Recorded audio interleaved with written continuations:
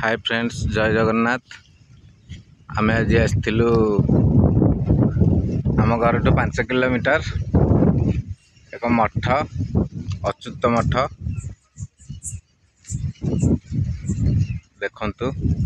चिलिका चिलिका भितर मठ मठ देखा किसी यही टाइप रो देखि पारथिबे।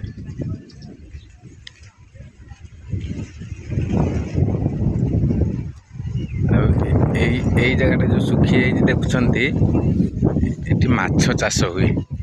पानी सुखी जाइए देखिपे। या सेपटा जो देखा जाऊँ पोखरी। आ गोटे भल जिनस देखिए, आसतु। ये पार्क सब गछ लगी देखते। ये गचरे सपटा देखते, सपटा सपटा गछ बहुत